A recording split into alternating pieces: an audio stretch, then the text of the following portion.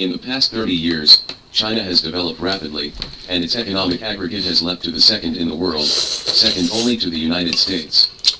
Even so, many Chinese people choose to go to the United States, work, and live, and even immigrate with their families. On the streets of the United States, Chinese people can be seen everywhere. Relevant statistics show that as of 2019, the number of Chinese living in the United States for a long time is as high as 5.5 million, an unbelievable number.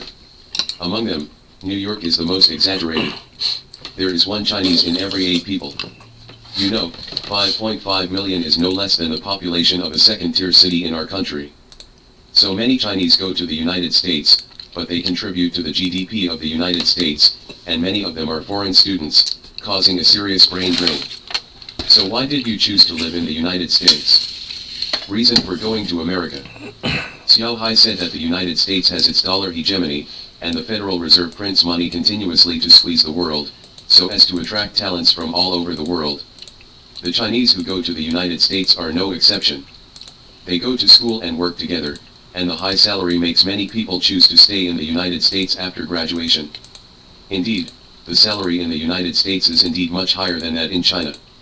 For example, a doctoral student who graduated in the United States can easily find a job in the United States with a salary of 30,000 to 60,000 US dollars.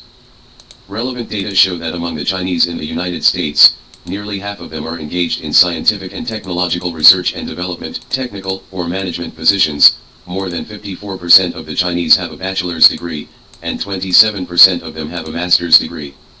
China's brain drains seriously. At present, there are as many as 300 professors from China in the Ivy League universities in the United States alone. Not only that, but those college students who go to the United States for further studies, only a small proportion of them return to China after their studies.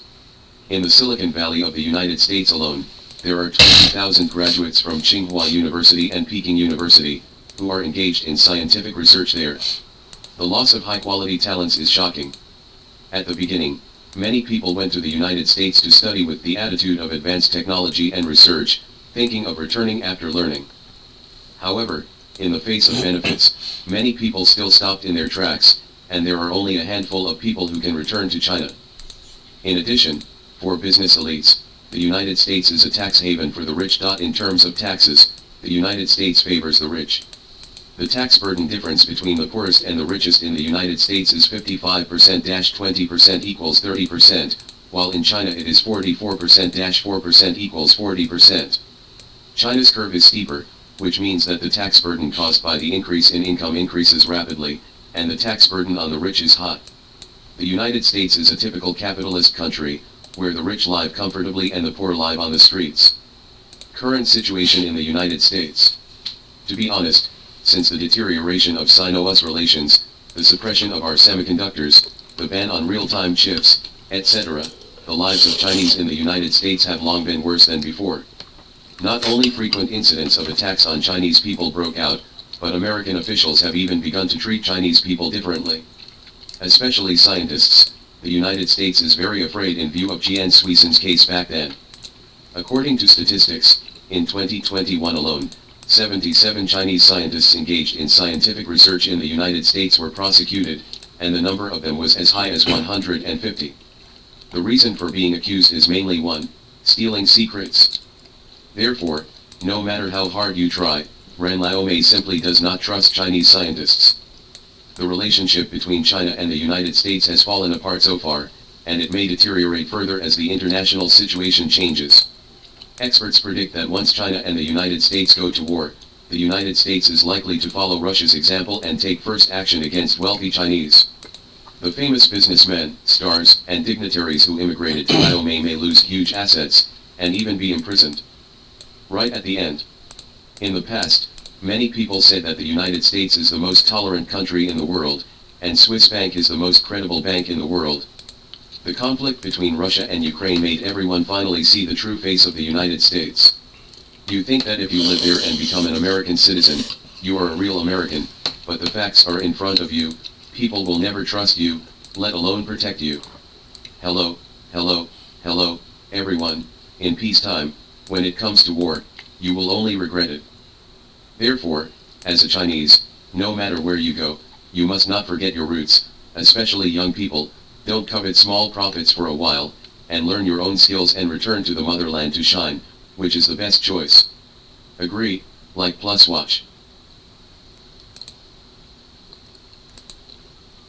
The advancement of science and technology is crucial to the development of a country, and the improvement of military science and technology is related to the security and national defense strength of a country. In 2005, China began building its first aircraft carrier, the Liaoning, which marked the Chinese Navy's imminent entry into the ranks of the world's major navies. 7 years later, on September 25, 2012, the Liaoning ship was finally officially listed and became part of the Chinese Navy's equipment. The Liaoning ship has a displacement of 60,000 tons and can carry 30 J-15 carrier-based aircraft. It is equipped with modern weapons and equipment such as carrier-based radar and missiles, and has strong combat and defense capabilities. After entering service, the Liaoning ship continued to carry out actual combat drills and various performance tests at sea, and the modernization level and combat capability of the Navy were also rapidly improving. However, the construction of the Liaoning ship was not easy. A few days ago, a CCTV report revealed that 15 workers were unfortunately sacrificed during the construction of the Liaoning ship. Most of them are welders, who have been doing extremely dangerous work in a high-temperature environment as high as 50 degrees Celsius for a long time, and are exposed to harmful gases such as carbon dioxide and carbon monoxide. Under tremendous physical fatigue and mental pressure, many people have symptoms such as difficulty breathing and dizziness, but they still stick to their jobs. In the end, their bodies could no longer bear it, and they died of illness on the aerial work platform and in the docks excessively. Among them, Wang Yongqiang, a welder, was just 38 years old, and his wife had just given birth to 2 children. Once, he was welding a 50-ton aircraft arrestor for the Liaoning ship in the dock. Due to the long working time, high-altitude hypoxic environment and physical exhaustion, he fainted during the operation and died of ineffective rescue, leaving behind a young wife and 2 children. These obscure but dedicated workers have interpreted with their lives the meaning that the interests of the country and the people are above all else. It is because of their sacrifice and selfless dedication that we can have a strong navy and advanced national defense. They used their blood and lives to create the Liaoning ship, a symbol of the self-improvement of the Chinese nation. Every Chinese should remember their names and pay high tribute to these heroes who died for the country.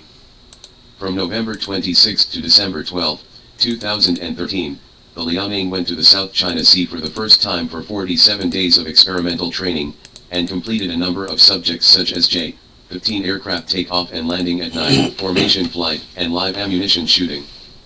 This test training has improved the ability of the Liaoning and its formation to perform ocean-going missions under complex weather conditions, and tested the performance of the J-15 aircraft and its weapons system in an actual combat environment.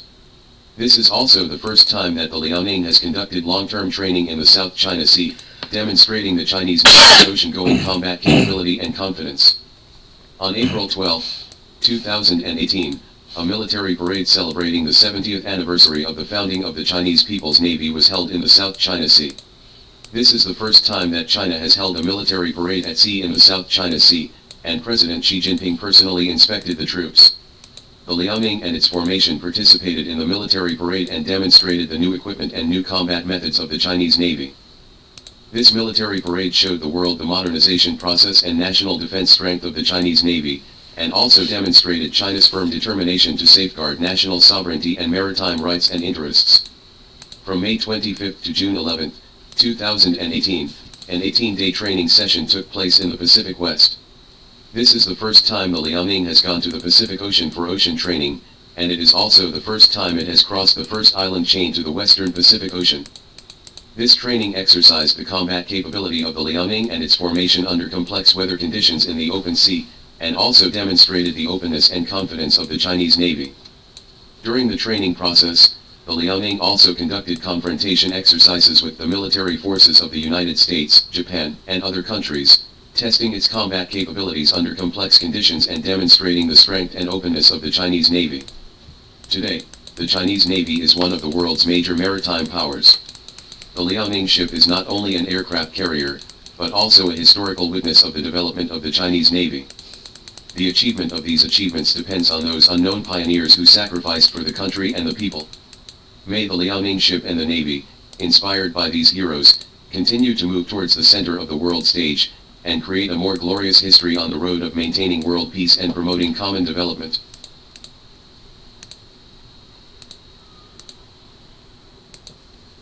The Russo-Ukrainian War is essentially a confrontation between Russia and Western countries, led by the United States, a struggle in which Russia alone faces the entire Western camp. More than 450 days have passed since the Russo-Ukrainian War, and Russia has become a little angry in the face of the tough posture of the United States. Since the war began, Russian President Vladimir Putin has repeatedly warned the United States that they will not be cornered. According to incomplete statistics, during the Russo-Ukraine War, Putin has publicly stated 13 times, suggesting that once Russia is pushed to the limit, they will consider using killer cards, that is, nuclear weapons.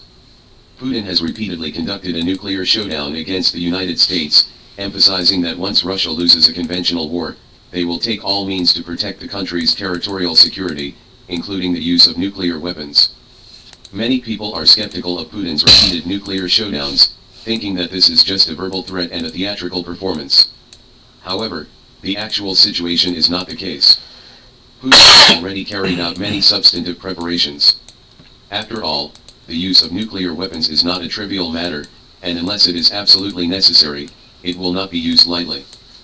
Just in February 2023, the Russo-Ukraine War was in its intensified stage, but US President Biden made a high-profile visit to Ukraine during this sensitive period. Although the people in Russia were very angry and excited, questioning why the Russian army did not shoot down Biden's special plane, Putin said that Russia adheres to the principle of before the soldiers, and hinted that he would never be soft next time. In a firm response to Biden's high-profile visit to Ukraine, Putin took tough measures in his subsequent State of the Union address. First, he announced a moratorium on New START and publicly released an updated document called the Nuclear Strike List, which lists 6 countries, the United Kingdom, Poland, France, Germany, the United States, and Japan. In addition, in order to prove that Russia's nuclear showdown is by no means empty words, Putin showed the Boris strategic nuclear submarine appearing on the coast of the United States many times. According to the latest satellite images, 16 strategic bombers of the Russian Air Force that can carry nuclear weapons frequently appear in the border area between Finland and Norway. Faced with a series of nuclear threats from Russia, US President Biden issued a strong condemnation, clearly stating that Russia will not be allowed to carry out nuclear threats, and warned Putin, if Russia dares to use nuclear weapons, the United States will use nuclear weapons against China if necessary. This is not the first time that this kind of double-standard behavior in the United States has appeared, and we have long seen it. However, what is most surprising is that the United States has made nuclear threats against China, which has nothing to do with China. China is neither a party nor the cause of the conflict between Russia and Ukraine. On the contrary, China has been actively calling for peaceful dialogue. So why is the United States making these nuclear threats against China? There is only one reason, and that is that the United States is afraid. President Biden's nuclear threat remarks just prove one point, that is, the United States has been unable to stop China's rise, and they have nothing to do but use threats as a means. Today's China is no longer the same as it used to be. Its military strength is about to surpass Russia and become a military power second only to the United States. We have not been afraid since 1953, let alone 2023 now. We don't cause trouble, and we don't fear trouble, but we definitely don't fear threats. China's path of peaceful rise is the mainstream trend in the world.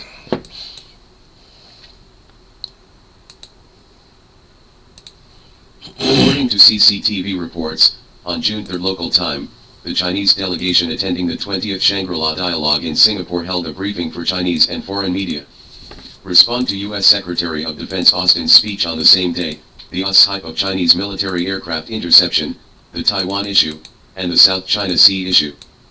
Lieutenant General Jing Jianfen, Deputy Chief of Staff of the Central Military Commission's Joint Staff Department, said that the Taiwan issue concerns China's core interests and no compromise or concession is allowed.